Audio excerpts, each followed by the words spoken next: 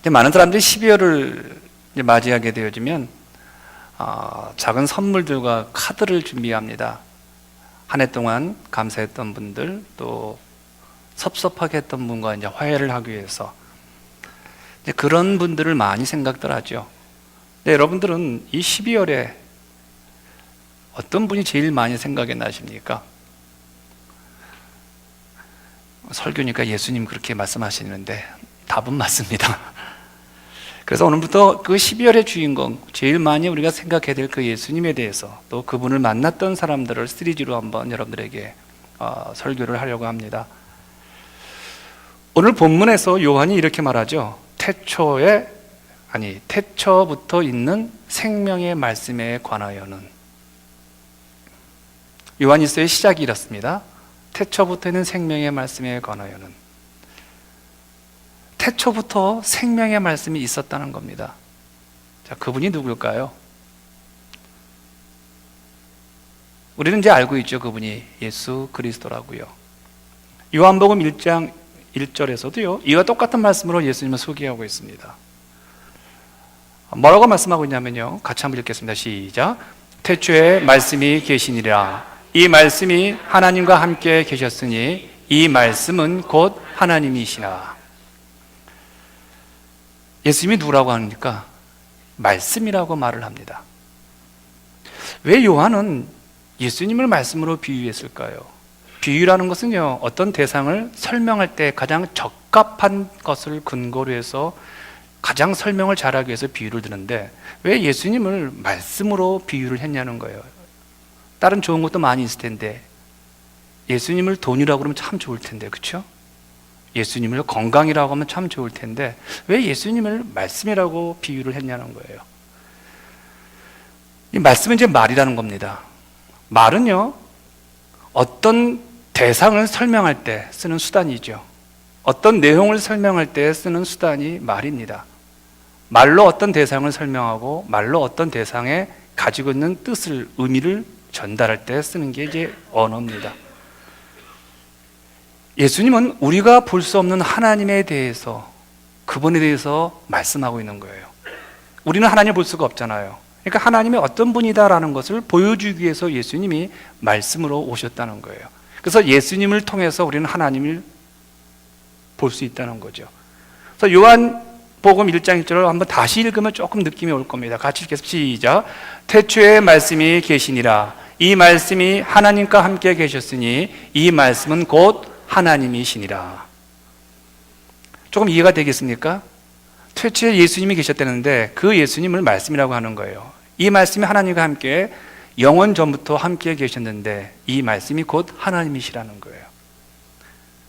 요한복음 1장 14절도 이제는 조금 이해가 갈 겁니다. 말씀이 육신이 되어 우리 가운데 거하심에 우리가 그의 영광을 보니 아버지의 독생자의 영광이요 은혜와 진리가 충만하더라.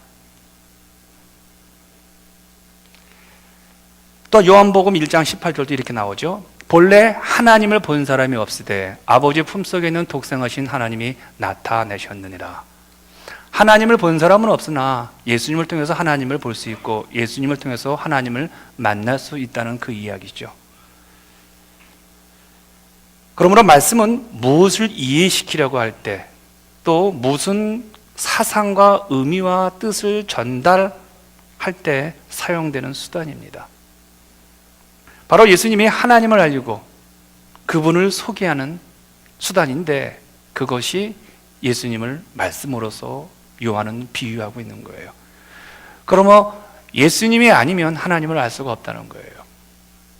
어떤 진리를 추구하는 젊은 사람이 하나님을 만나고 싶어서 깊은 산속에 들어가서 돌을 닦습니다.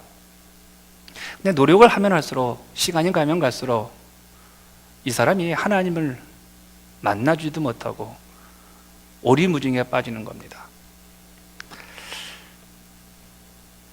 그런데 이제 돌을 닦고 있는데 어느 날 한 초라한 할머니가 산에 나무를 캐러 왔다가 이 젊은이를 만납니다.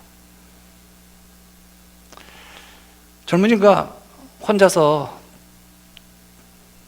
돌을 닦고 있으니까 이 할머니가 이제 묻는 거예요. 젊은이, 거기서 뭐 하오? 그러니까 이 젊은 사람이, 나는 하나님을 찾고 있습니다. 그 할머니가 의아하게 생각하면서 이렇게 물었다고 합니다. 나는 하나님 이미 만났는데 아직도 하나님을 만나지 못했어. 그러자 이 젊은 사람이 눈이 동그래지면서 어떻게 하나님을 만났습니까? 라고 물었다고 합니다. 할머니가 이렇게 대답을 했습니다. 나는 예수님을 통해서 하나님을 만났네. 아무리 초라한 어린아이고 아무리 초라한 할머니라 할지라도요, 예수님을 만나면요, 하나님을 만나게 됩니다. 아무리 지식이 높고 젊은 사람이라 할지라도 예수님을 믿지 않고는 하나님을 만날 수가 없죠. 왜냐하면 하나님은 예수님을 통해서 우리에게 나타나기 때문에 그렇다는 거예요. 예수님은 태초부터 하나님과 함께 계셨기에 하나님 우리에게 소개할 수 있는 유일한 분이신데, 그 유일하신 그 예수님께서 우리에게 하나님을 설명하기 위해서 제일 좋은 것이 언어라는 거예요. 말이라는 거예요. 그래서 말씀을, 자신을 말씀이라고 설명하고 있는 것이죠. 그러므로 예수님 없이는 하나님이 영원히 숨어 계십니다. 찾으려고 해도 만날 수가 없죠. 만난다고 해도 유사 하나님이시죠. 짝퉁 하나님을 만나는 거죠. 그래서 우리가 예수님을 만나면요, 하나님의 속성, 삼위일체, 교회의 신비함, 목사가 누구고 성도가 누구고 이걸 깨닫게 되어지고 알게 되어지죠. 그러나 예수님을 만나지 않고서는요, 목사가 어떤 일을 하는 사람인지, 교회가 어떤 곳인지, 성령 하나님이 어떤 분인지 이해를 할 수 없다는 거예요. 요한은 그 예수님을 통해서 만난 하나님에 대해서 설명을 하고 있는 거예요. 모든 인류가, 모든 사람들이 하나님을 만나고 싶어 한다는 사실을 알았기 때문에 자기가 이런 수준, 이런 방법을 통해서 하나님을 만났습니다. 오늘 여러분도 그 하나님을 만나시길 바랍니다. 라고 해서 그 하나님을 만난 방법을 소개하는데, 첫 번째로 그가 어떻게 하나님을 만났냐면요, 요한은 생명의 말씀을 들음으로 하나님을 만났다고 합니다. 그러니까 요한은 생명의 말씀을 들었다고 합니다. 여러분, 말씀, 말 뭐로 듣습니까? 코로 듣습니까? 귀로 듣습니까? 우리가 좀 함부로 말할 때 있죠. 말을 하도 못 알아듣는 사람이 코로 듣냐? 그렇게 말하죠. 그러나 조금 더 가까이 가면 뭡니까? 귓구멍으로 듣냐고 그러죠. 그러니까 우리는 말씀을 귀로 듣죠. 오늘 여러분 제 말씀을 귀로 듣잖아요. 그렇다면 듣는 것이 쉬울까요? 어려울까요? 어떻게 보면요, 듣는 게 뭐 그렇게 어렵겠냐라고 말할지 모르지만요, 세상에서 듣는 것만큼 어려운 게 없어요. 행동 경제학자들이 휘리스틱이라는 말을 씁니다. 휘리스틱. 이걸 갖다가 이제 앞에다가 감정 휘리스틱, 행동 휘리스틱 이런 단어를 써요. 목사님 갑자기 무슨 말인가? 발음도 안 좋으신데 도대체 휘리스틱이 뭘까라고 아마 생각을 할 거예요. 별거 아니에요. 이렇게 이해를 하시면 됩니다. 여러분 이런 말 많이 들어보셨죠? 며느리가 미우면 발 뒤축이 뭐 같다고 합니까? 달걀 같다고 하죠. 근데 며느리가 이쁘면요, 그런 말은 없는 것 같아요. 그렇죠? 그러니까 며느리가 미우면 발 뒤축이 달걀 같다고 나무라죠. 발 뒤 잘 보지 못하잖아요. 이 말이에요. 휘리스틱이라는 단어가 그 뜻이 이런 뜻이라는 거예요. 무슨 얘기냐? 내 귀에 들려오는 사람이, 내 귀에 들려오는 그 소리가, 내 감정이 좋을 때는 그 소리가 참 잘 들어오고, 내 감정이 안 좋으면 아무리 좋은 소리라도 내 귀에 들려오지 않는다는 거예요. 이런 말을 여러분들 종종 들으시죠?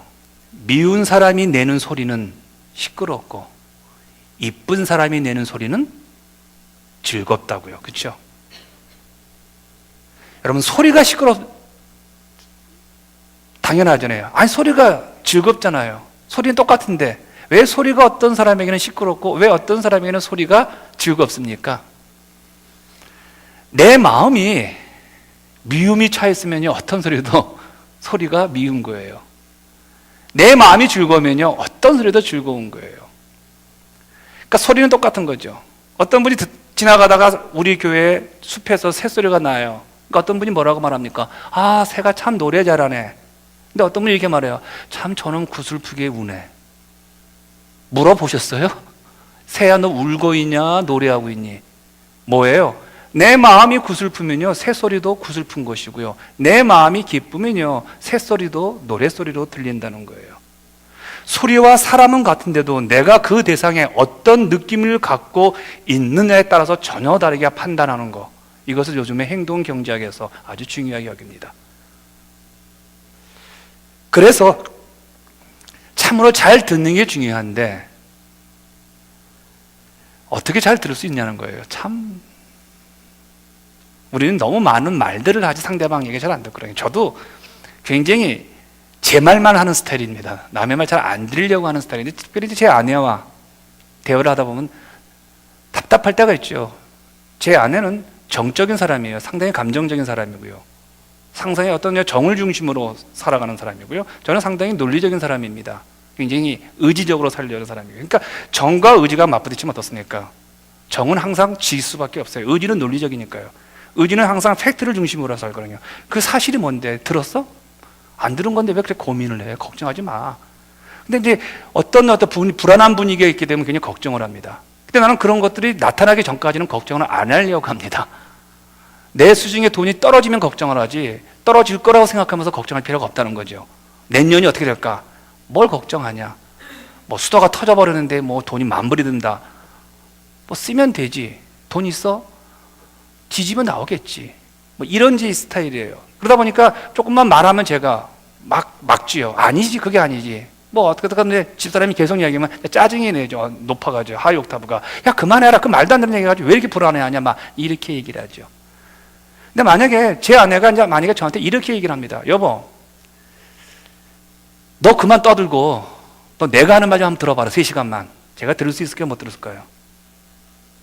그래서 제가 그랬습니다. 그럼 1시간만 내가 들을게. 1시간 듣다 보면요, 여러분 주목해서 이렇게 듣다 보면요, 그 사람이 왜 저러는지가 이해가 되어져요. 여러분 내가 들으려고만 노력하면요, 그 사람의 마음속에 뭘 말하는지가 나한테 와요. 목회를 하다 보니까요, 사람 보는 눈이 생겼어요. 여러분들이 우리 교회에서 신랑 신부 아니면 여러분 주변에서 며느리감, 신랑감 얻을 때 이렇게 한번 보세요. 내가 하는 말을 잘 듣는가 하고 한번 보세요. 잘 듣는 놈들은요, 괜찮은 놈들이에요. 듣는 게 참 어렵죠. 들을 줄 아는 사람이 능력의 사람이죠.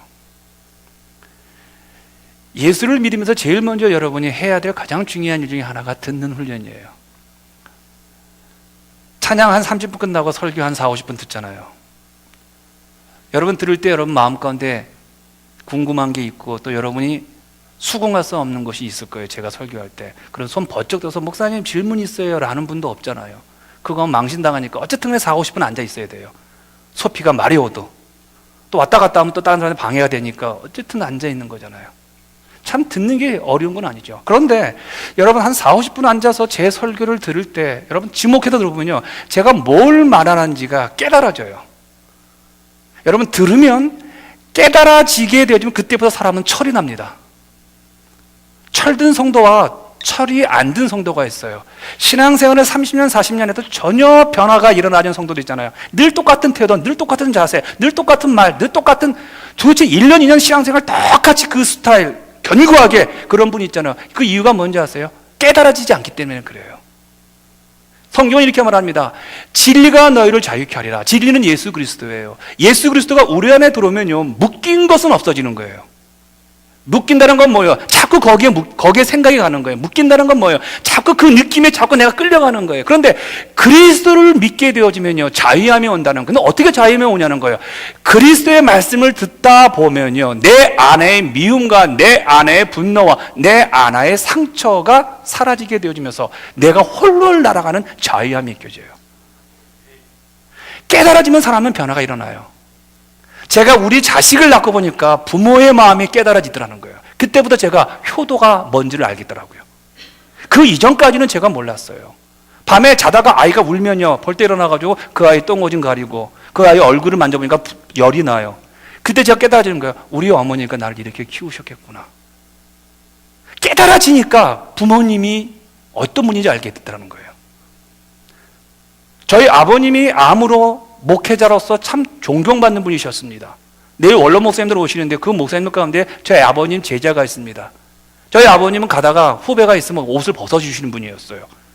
그 당시 8만 원 월급 받아 당시 100만 원 이 정도 받는 분인데 목회를 시골에서 하셨어요. 노인네들 섬기시고 은퇴하시고요. 그래서 노인네들 방문하시면 노인네 쌀이 없으면 쌀 갖다 주시고, 시골 교회는 성미가 있습니다. 그러면 여러분들이 이제 밥을 푸실 때 한 숟가락씩을 이렇게 한 사발씩을 성미로 주일날 일주일에 가실 때 목사님 가정 갖다 드린다고 성미가 있습니다. 그걸 그대로 갖다 줘서 가난한 분들을 드리시던 분이에요.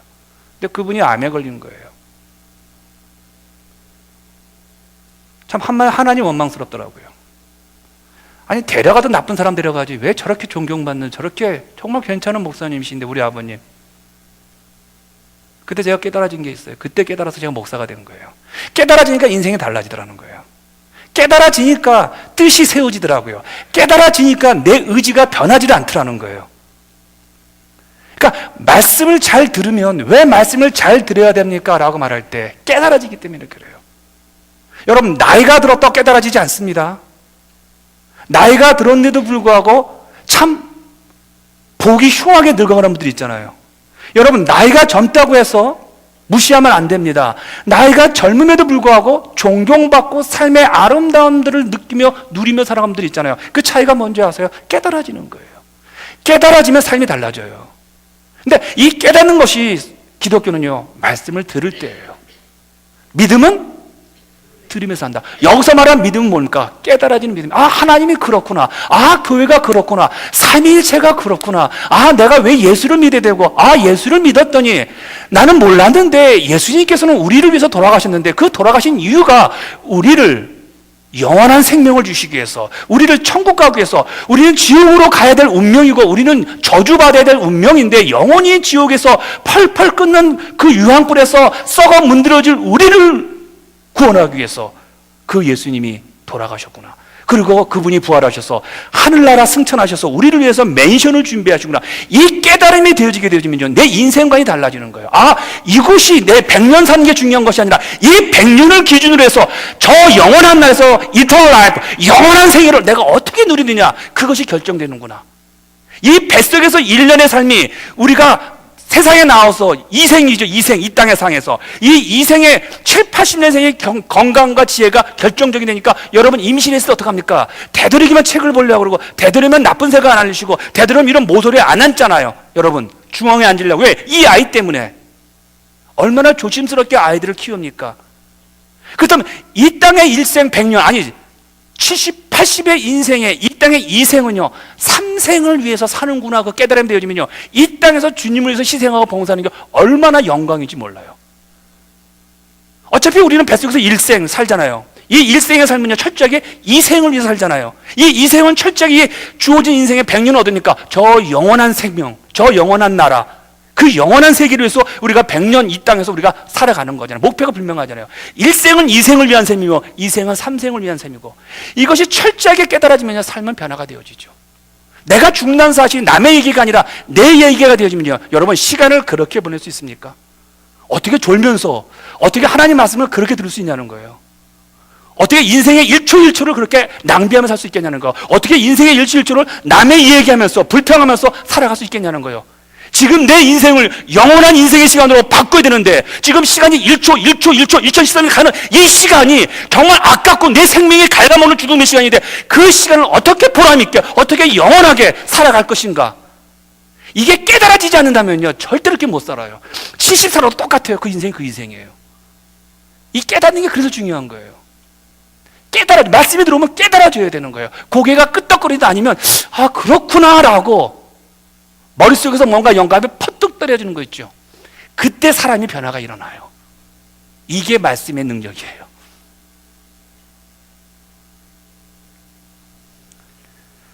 그래서 우리 기독교는 말씀의 종교라는 거예요.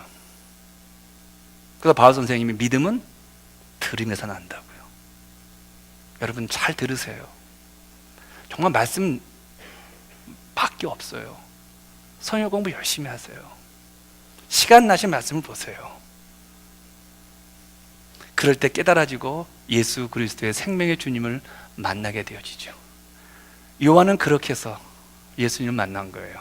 요한은 그렇게 해서 예수님을 생명의 말씀으로 매일같이 듣는다는 거죠. 두 번째입니다. 요한은 예수님을 보았다고 합니다. 말씀이신 예수님을 보았다고 그래요. 우리는 무엇을 통해서 봅니까? 우리는 눈을 통해서 보죠. 근데 요한이 쓴 용어가 4개가 나옵니다. 요한일서 1장 1절에서 4절까지. 듣다, 보다, 주목하다, 만지다. 듣다. 그건 이제 제가 지금 설명했죠. 보다. 근데 아마 듣다, 보다, 주목하다, 만지다는 이 4가지 용어 중에서 요한 선생님이 제일 아주 가치 있게 중요하게 생각해서 쓰는 단어가 이 보다라는 단어 같아요. 보다. 왜냐하면 1절에서 3절까지 보다라는 단어가 3번씩이나 소개되고 있어요. 한 번도 아니고 3번 쓴다는 얘기는 짧은 구절 속에서 이게 굉장히 중요하다는 얘기죠. 어떤 분이 그러더라고요. 저 뒤에서 앉아보니까 조는 분이 다 보이더라고요. 어떻게 좁니까? 옆으로 왔다 갔다 왔다 갔다. 제가 옛날에 학교 다닐 때 졸 때 어떻게 졸았냐면요, 이러고 졸았어요. 이러고요. 근데 고개가 떨어졌어요. 근데 이거 올려야 되는 창피하잖아요. 그러니까 어떻게 합니까? 선생님이 하니까 여러분 설교 때 주실 때도 그렇게 올라오세요. 미안해하지 마시고. 얼마나 피곤하셨어요 어저께 추운데. 그 다음에 저는 옛날에 줄 때 이러다가 딱 떨어뜨렸어요. 근데 이게 올리게 쪽팔리잖아요. 그러니까 제가 이거 있던 술처럼 놔요. 그러면서 아 찾는 척해 이렇게. 지금 주실 때 주부 떨어뜨리시고 주시면 되세요. 이 보다라는 단어가 왜 요한에겐 중요한지는요, 3번이나 사용되었는데 그 이유가 참 중요한 이유가 이제 요한복음 20장에서 소개되고 있습니다. 요한복음 20장은 예수님이 부활하신 사건을 소개된 챕터입니다. 그러니까 부활의 아침에 있었던 사건들이 기록되고 있는 것이 요한복음 20장이에요. 근데 처음에 이제 마리아가 요한 무덤에서 이제 보고 마리아가 주님의 제자들에 가서 전해주죠. 그래서 제자들이 헐레벌떡 예수님의 무덤으로 갑니다. 그래서 이 무덤 밖에서 딱 보니까 예수님의 죽으셨던 그 무덤 안쪽에 이 세마포가 눈에 보이는 거예요. 그러니까 지금 무덤 밖이에요, 이렇게. 저기 무덤 안속에 예수님이 누웠던 자리에 세마포가 보이는 거. 이때 쓴 단어가 블레포예요. 이 블레포라는 단어는요, 그냥 객관적으로 내 눈으로 봤다는 거예요. 지금 여러분 앉아 있는 거 제가 보는 거예요, 객관적으로. 이렇게. 아우, 되게 피곤하셨나 보다, 되게 추웠나 보다. 이게 그냥 얘기는 그냥 보는 거예요. 또 의미 없이요. 그냥 보다예요. 여러분 사물 없이 그냥 이렇게 텔레비 볼 때 그냥 보는 것처럼이요. 그러니까 빈 무덤으로 달려가서 제일 먼저 본 게 바로 그 부분이에요. 그냥 본다는 거예요. 눈에 들어온 사실만. 내 눈에 들어오는 거, 이렇게 고개 들 때마다 들어오는 거, 이렇게. 뭐 의미 없이 보는 거죠. 이때가 블레포라는 단어를 썼어요, 처음에. 두 번째 쓴 단어가 보다인데, 두 번째는 베드로와 요한이 무덤 안으로 들어갔어요. 딱 들어가 보니까 세마포가 있는데, 세마포에서 여러분 겨울에 추울 때 나오실 때 몸만 싹 빠져나오면 이불이 이렇게 공간 생기죠. 그런 것처럼 예수님의 시신은 빠져나갔고 세마포만 그냥 있는 거예요. 그걸 본 거예요. 그때보다는 그냥 사물을 보는 블레포라는 단어를 쓰지 않냐고 어떻게 봤냐면요, 떼오레오라 썼은 거 아니야. 떼오라오. 저기 떼오라오라는 단어 자체는요, 이제 점검하는 거예요. 지성을 통해서. 아니 어떻게? 아니 시신이 어디 갔어? 누가 훔쳐갔으면 세마포까지 같이 갈 거 아니에요. 훔쳐갔으면요. 누가 급하게 예수님의 시신을 탈취해 갔으면, 여러분 예수님은 그 전날에 채찍을 맞아서 온몸에 피투성이었기 때문에 세마포가 붙어버리면 몸을 빠져나갈 때 이걸 떼야 될 거 아니에요. 그러면 천조각이 주변에 막 흩어져야 될 거 아니에요. 그런데 보는데 세마포는 그대로 있는 상태에서 예수님의 시신만 빠져나간 거예요. 그 자세히 보는 거예요. 이게 도대체 누가 훔쳐간 거냐? 정말 예수님이 자기가 죽고 난 다음에 3일 만에 십자가에서 부활한다는 그것이 정말 맞는 건가? 라고 할 때 본 게 그게 떼어레오예요. 이건 내 지성을 통해서, 내 경험을 통해서 꼼꼼하게 보는 거예요. 그러면서 요한 선생은 깨달은 게 하나 있어요. 뭘 깨달았을까요? 아, 주님이 십자가에 돌아가시니 우리한테 마지막 만찬 이전부터 계속 내가 너희를 위해서 죽고 난 다음에 3일 후에 부활한다는 사실. 아, 부활했구나. 그가 깨달아지는 거예요. 여기에서 보다는 이제 이 깨달음이 온 거예요. 아, 부활하셔서 이렇게 나가셨기 때문에 세마포가 찢어지지 않고 세마포가 그대로 통째로 있는구나라고요. 그 다음에 요한이 또 봅니다.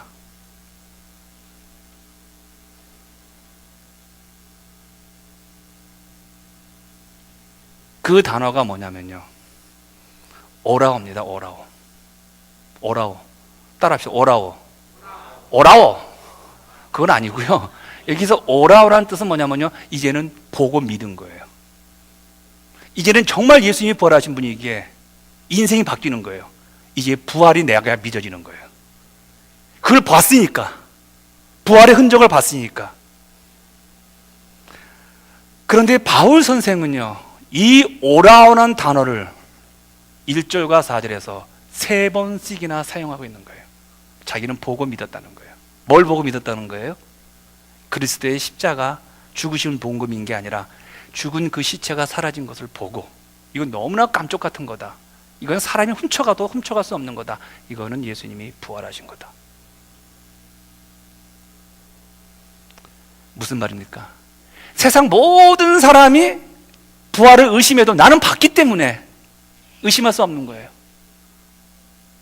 세상 모든 사람이 흔들려도 나는 이 말씀을 통해서 봤기 때문에 안 흔들리는 거예요.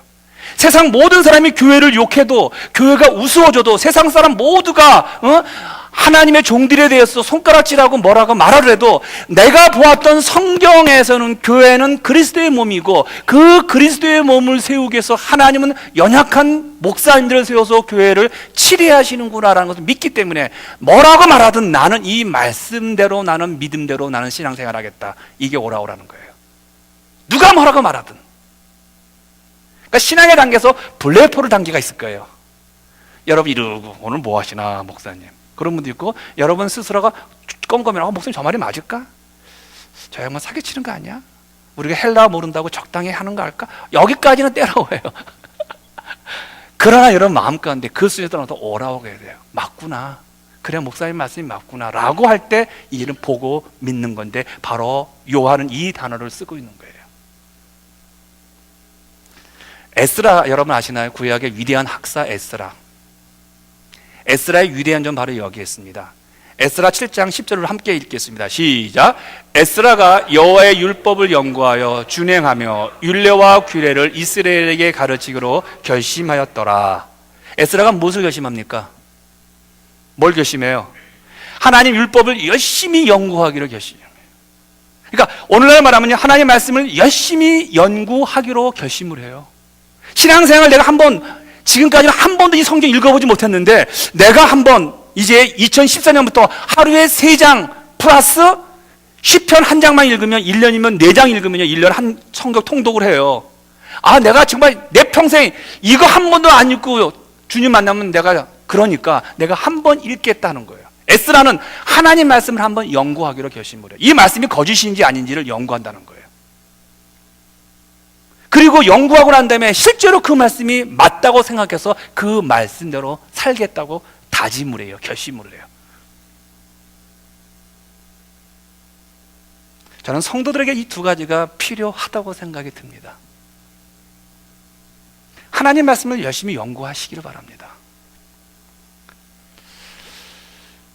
여러분, 조금 제가 자존심 상하는 말을 좀 할게요. 여러분 좀 들어주세요. 너무나 제가 안타까워서 하는 얘기인데, 저는 성도들이 너무 성경 공부를 안 하세요.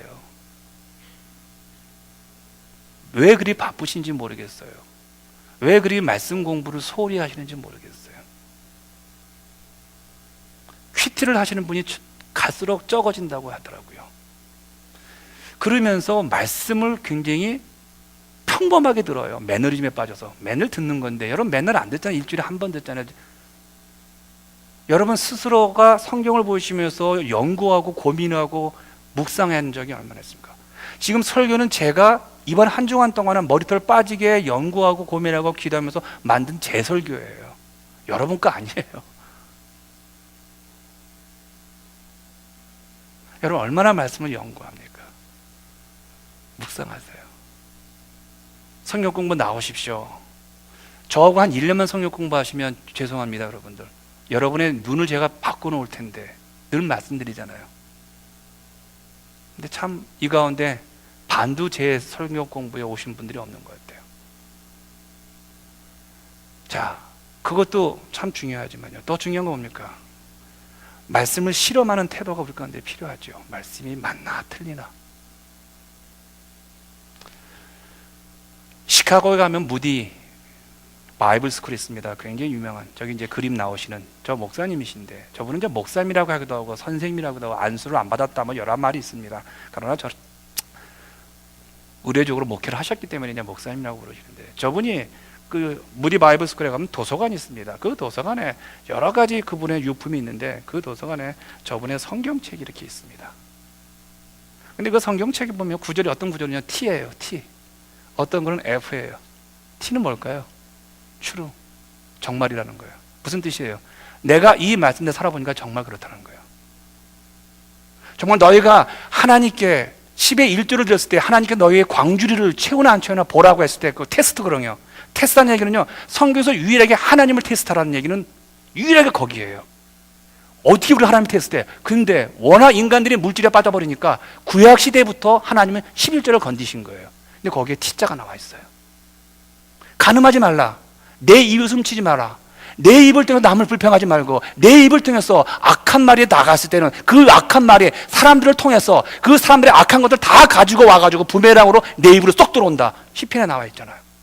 그래서 그분이 거기서 T자란 거예요. 해보니까 내가 불평하면 불평할수록 그 불평이 다른 사람이 불평하죠. 꺾어서 나한테 돌아와 버리니까 내 영은 더 악해지는 거예요.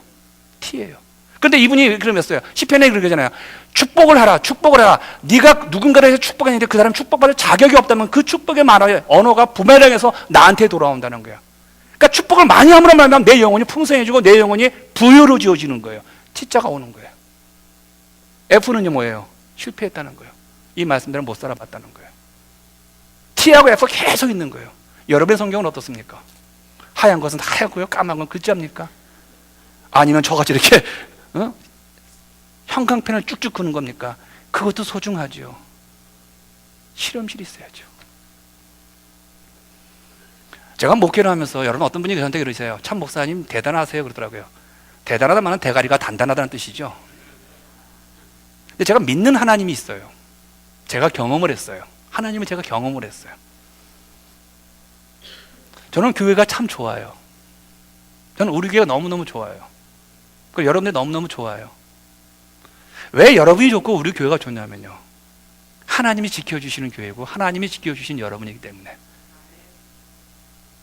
참 하나님 기가 막히신 분이에요.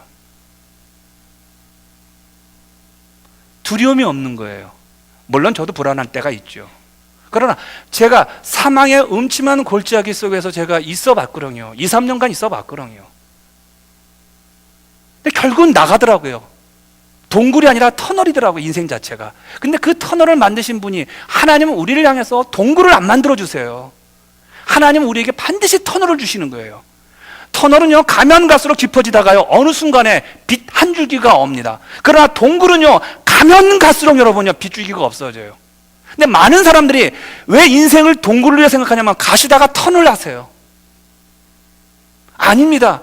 가시다 보면요, 말씀을 믿고 하나님을 믿으시면요, 하나님은 우리를 불꽃 같은 눈을 지키시고 머리털 하나라도 세심받으신 그분이 우리를 손끝 그것 하나 악한 영도 되지 못하더라고 믿으신다면 지금 여러분이 불에 타시고 지금 여러분이 망하고 지금 힘들고 고통스럽고 지금 환경 자체가 너무나 쪽팔리고 지금 이 나이에 집 한 채 없고 지금 이 나이에 내가 지금 뭐 하고 있는가 라는 생각이 든다 하더라도 그 순간에 여러분 뒤돌아가지 마십시오. 하나님께서는 여러분의 인생 가운데 동굴을 주시는 분이 아니라 하나님은 여러분 각자에게 개인에게 터널을 주십니다. 터널은 믿음으로 가시다 보면요 저 끝줄기에 빗줄기 있어. 빗줄기란다. 빗줄기 예, 빛이 있어요. 이게 본문에 없는 건 얘기할 때 약간 헷갈려요 제가요. 여러분 한번 하나님을 실험해 보세요. 우리 새해에는 한번 하나님 많이 실험해 봤으면 좋겠어요. 제가 기도하는 제목이 하나 있습니다. 하나님 설교하다가 저 죽게 해주세요 그래요. 저는 혈압이 높은 사람입니다. 우리 집사람 들어오니까 지금 말은 말하지만 제가 소망하는 게 있어요. 병들어서 죽고 그런 것보다는요 정말 하나님 말씀을 전하다가 죽고 싶어요. 이걸 순교라고 합니다. 순교라는 게 여러분 다른 거 아니에요. 뭐 공산국가가 가지고 모슬렘 국가가 가지고 복음 전하다 목 잘리는 거 그건 순교지만요 그건 누구나 할 수 있어요. 한번 눈 감고 죽여 예수 그리스도 죽여 이럴 수 있지만요 매일매일의 순간에 정말 여러분 자존심 상하고 여러분 정말 뭐 그런 거 있잖아요. 내 주장 하고 싶은데 이거 저 인간 이런 거 있잖아요. 그게 순교예요. 정말 하나님의 말씀대로 살다가 왜냐하면 성경은 그렇게 말하고 그러고요. 순교자의 피가 나를 부른다. 순교자의 피로 인하여서 내가 자리에서 벌떡 일어난다. 순교자의 기도와 호소 소리에 나는 그 소리를 가장 먼저 들어준다. 창세기 나오잖아요. 아벨의 핏소리에 내가 가슴 아프고 아벨의 핏소리를 내가 들었다. 얼마나 아름다운 얘기예요. 그러니까 하나님을 일을 하면서 희생하고 하나님의 일을 하면서 손해를 본다 할지라도 하나님은 그 사람을 세워주신다는 이 말씀 앞에 한번 실험을 해보세요. 말씀을 들었다면 한번 그 말씀대로 한번 실험을 해보시라는 거예요. 그 말씀이 정말 나한테 거짓말인지 아닌지 차라리 거짓말인지 아닌지를 알고 예수를 믿는 게 낫잖아요. 인간이라면요 누구든 지금의 자신과 앞으로 되어져야 할 자신 사이에 간격이 있게 마련입니다. 제가 설교를 하면서 항상 가슴 아픈 건 그거예요. 설교하는 이 내용과 내가 수준이 같지 않다는 거. 설교자의 그 설교와 설교자의 삶과는 괴리 현상이 있습니다. 저도 이렇게 못 삽니다. 마찬가지로 인간들은요 자기가 생각하는 인간과 오늘 나의 인간의 간격이 있죠. 이 간격 어떻게 채우시겠어요? 어떻게 메꾸시겠습니까? 이 자기 모순이죠. 나는 이렇게 생각하는데 여러분 옳고 그름을 말한다고 해서 내가 옳고 그름을 분명하게 내가 오른쪽에 선정인 사람은 아니잖아요. 내가 옳은 말을 한다고 해서 그 사람이 옳은 사람 아니잖아요. 옳고 그름을 말하는 사람이 위대한 사람인데 더 위대한 사람은요 옳은 것은 행하고 그른 것은 안 하는 사람이겠죠. 이 간격을 어떻게 메꾸시겠어요? 여러분 세수를 하시다가 보면 이렇게 물을 이렇게 뭐 요즘 이렇게 세수하시겠지만 저희 어렸을 때 보면 세수대가 있습니다. 그 세수대 세수를 이렇게 할 때 보면 이러고 있으면요 이 물이 주르르 다 셉니다. 거의 없어집니다. 인생 자체가 그거 아닐까요?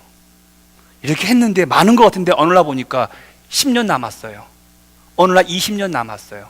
보니까 벌써 60이요 벌써 50의 물줄기가 다 빠져나갔어요.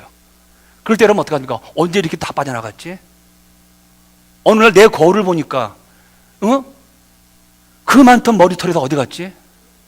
어느 날 겨울을 보니까 그 팽팽하던 내 피부가 어디로 가 있지? 그게 인생이에요.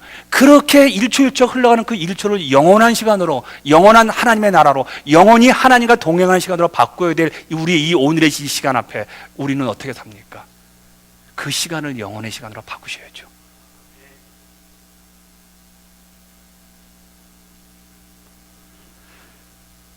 가장 우리의 생명이 귀한 것에 투자하시는데 가장 귀한 게 뭐냐는 거예요. 이 말씀이에요. 어떤 목사님이 고민을 했어요. 세상에서 가장 영원한 게 뭘까? 아무리 보면 영원한 게 없는 거예요. 보니까 성경을 보니까 딱 세 가지가 있다라는 거예요. 하나님이 영원하시고 하나님 말씀이 영원하고 하나님 말씀대로 사는 성도의 생애가 영원하다는 거예요. 그렇게 살아가세요. 어차피 우리 여러분 인생들 다 세숫대에 있는 것처럼 이렇게 어느 날 보면 한 줄기 빠져나고 이제 조금밖에 남지 않은 그 물, 내 손아귀 든 물대지요. 우리 심령 속에 말씀의 그물을 쳐서 그 그물을 가지고 인생을 한번 만들어가 보십시오. 마지막입니다. 사도회는 우리가 가장 믿기 어려운 증거를 하죠. 예수 그리스도를 만졌다고 합니다. 우리가 만질 때 무엇을 가지고 만집니까? 손을 가지고 만지죠. 신자들의 신앙 체험에서 가장 신비한 체험이 바로 이거예요. 주님을 만졌다, 주님을 만났다라는 거예요. 여러분에게 묻습니다. 여러분 주님을 만나셨어요? 저는 개인적으로 주님을 만납니다. 신앙생활에서 가장 좋은 간증 무엇일까요? 그리스도를 만났다는 간증이겠죠. 이 간증은 객관적이진 않습니다. 사실은요. 체험은 매우 주관적인 거죠. 성도의 삶의 가장 위대한 간증은 내가 희생했고 내가 순교했는데 결과적으로 주님의 이름이 드러나는 겁니다. 내가 아팠는데 주님이 건강해지는 거예요. 내가 힘들었는데 내 옆 사람이 행복해하는 거, 이것처럼 위대한 간증은 없죠. 왜냐하면 세상은 이렇게 말합니다. 내가 뭘 했더니 그 열매가 나한테 돌아옵니다. 내가 희생했더니 우리 자녀가 잘 되더라. 내가 희생했더니 우리의 비즈니스가 잘 되더라. 내가 희생했더니 우리의 경제적인 풍요로움이 있었더라. 물론 그것도 중요합니다. 근데 그리스도는 뭘 말합니까? 예수님께서는 내가 너희에게 온 것은 내가 섬기러 왔다고 말합니다. 서번트십이죠. 그분이 우리를 섬기기 위해서 오셨다는 것처럼 우리도 예수를 믿는 사람들이라면요, 그분의 길을 따라가기 때문에 우리도 누군가를 섬기는 것이죠. 섬긴다는 건 뭘 말합니까? 자존심을 굽힌다는 거죠. 섬긴다는 가장 중요한 단어가 이겁니다. 무릎을 꿇는 겁니다. 근데 이렇게 꿇는 게 아니라 더 중요한 섬김은 이 무릎을 이렇게 하는 겁니다. 여러분, 의지적으로 한 번쯤 무릎을 꿇을 수 있습니다. 인생을 살아갈 때. 그러나 머리까지 수그려서 그 사람의 발에 내 얼굴을 대는 것은 정말 어렵습니다. 근데 그게 간증이라는 거예요. 그런 인생을 통해서 여러분의 가정이 살아난 적이 있었고, 그런 여러분의 희생과 헌신을 통해서 교회가 살아난 적이 있고, 그런 희생과 헌신을 통해서 내 주변에 죽어가는 영혼들이 살아나는 것들 여러분의 인생을 통해서 간증할 수 있는 그 몇몇 사건이 있으세요. 시편 1장 1절과 2절에 이런 말이 있습니다. 복 있는 사람은 악인의 길을 쫓지 아니며 죄인의 길에 서지 아니며 오만한 자의 자리에 앉지 아니하고 오직 여호와의 율법을 즐거워하여 그 율법을 주야로 묵상하는 자로다. 복 있는 사람이 어떤 사람이라고요? 주야로 하나님 말씀을 묵상하는 자로래요. 여러분, 여기서 묵상이란 말은 뭘 뜻일까요? 그냥 하나님 말씀을 고민하는 게 아니에요. 여러분, 24시간 누가 묵상할 수 있어요? 저도 못해요. 여러분, 24시간 자지도 않고 낮에도 하나님 말씀 묵상, 이건 그 얘기가 아니라 반복적으로 그 말씀을 실험해 보라는 거예요. 아니, 반복적으로 그 말씀을 실천해 보라는 거예요.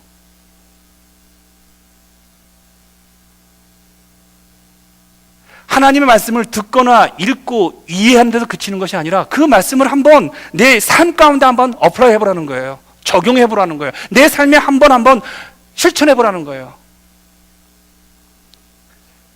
반복적으로요. 한 번만 하지 말고요. 그것이 내 삶에 익숙할 때까지 그것을 묵상한다는 뜻이에요. 주야로, 히브리 말로 하라, 그 말 뜻이에요.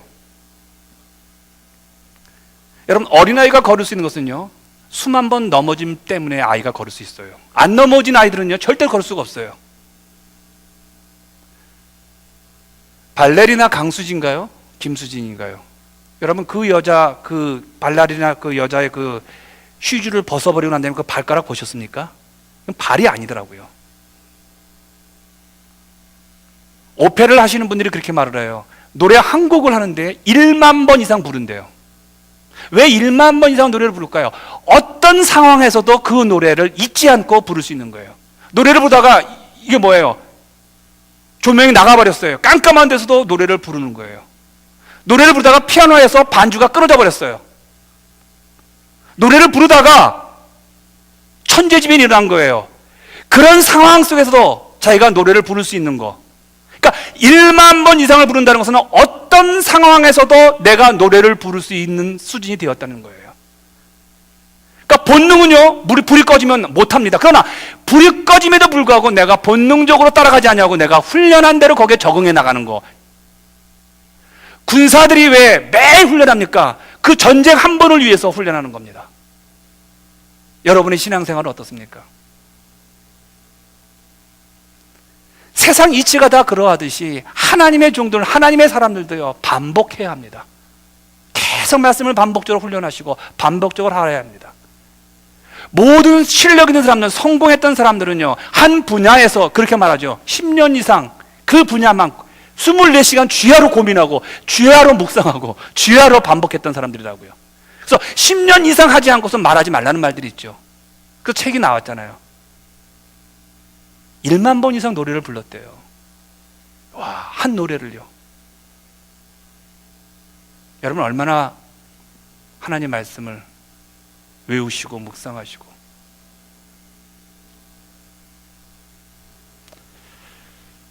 많은 분들이 그렇게 말해요. 내 본능대로 산다. 맞아요. 본능대로 사셔야죠. 화나면 화내시고 불평하면 불평하시고 하셔야 되죠. 근데 예수를 믿는 것들은 본능대로 사는 게 아니잖아요. 예수의 성품대로 살잖아요. 그렇지 않을까요?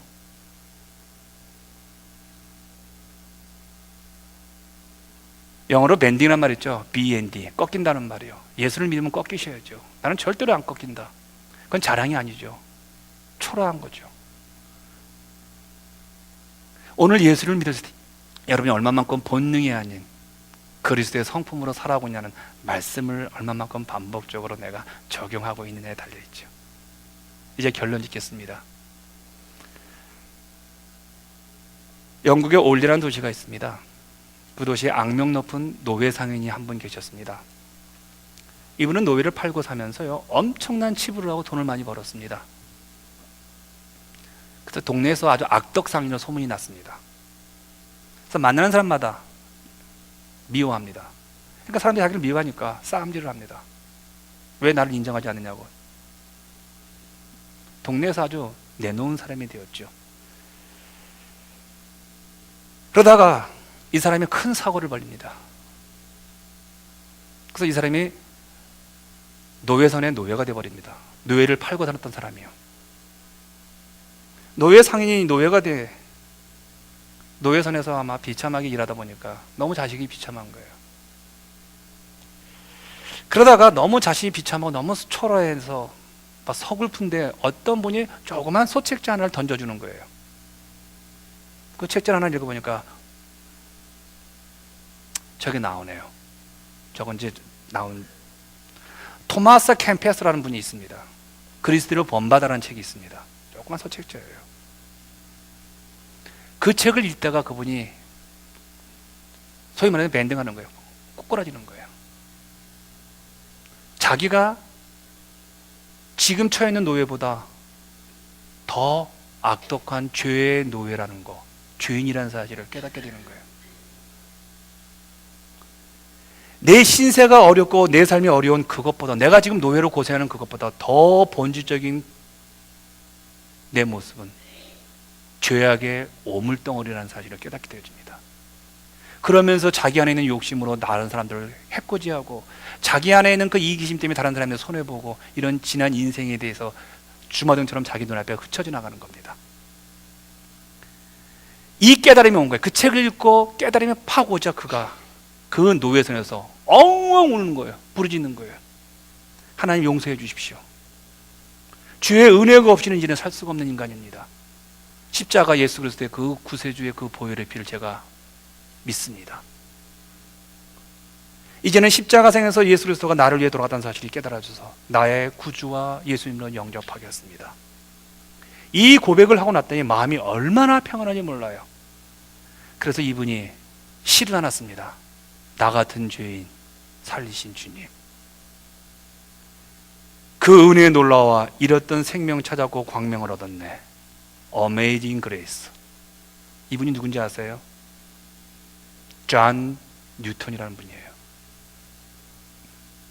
우리 인생에 최고의 시간이 있다면 저는 그렇게 생각합니다. 2014년도에서 우리의 최고의 시간이 있다면 예수 그분을 만난 시간이라고 생각이 듭니다. 혹시 오늘 예수 그리스도를 아직도 만나지 못하셨던 분들, 저는 그분들에게 권면하고 싶습니다. 여러분의 경험 중요하지 않습니다. 이 성경은 말하고 있습니다. 이 성경은 그렇게 말하고 있습니다. 예수 그리스도가 하나님의 아들이시고 그 하나님의 아들이신 예수 그리스도가 우리를 위해서 죽으셨다고요. 그리고 그분이 말합니다. 나를 믿고 죽는 자는 죽지 않고 영원히 산다고요. 제 얘기가 아닙니다. 이분의 얘기입니다. 그럼 이분은 어떤 분입니까? 이 책에 그 얘기를 하시는 분은요, 예수 하나님의 아들, 본질상 하나님과 동등되신 그분이십니다.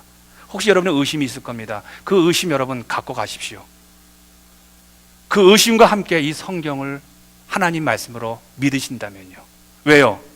이 지구상에서 유일하게 생명과 부활과 죽음을 겪어본 그분이 생명에 대해서 권위자이시고 죽음을 한 번쯤 겪어보신, 아니 아무도 못 겪어봤는데 그분은 죽음의 세계를 건너가시고 이제 죽음 다음에 무엇이 있는 것을 아신 그분이 우리에게 말씀하고 있습니다.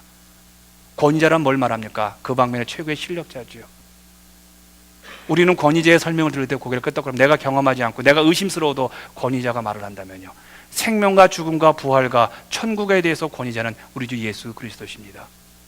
우리는 그분을 논리적으로 우리는 내 감정이 100% 그쪽으로 못 갑니다. 그러나 한 가지 중요한 만큼은요, 의심하더라도 이 말씀이 하나님이시기 때문에 받아들이고 그 말씀을 내 것으로 섬길 때 그분에게는 예수 그리스도의 구세주의 십자가를 받아들일 때 그분의 영원한 생명이 허락되어집니다.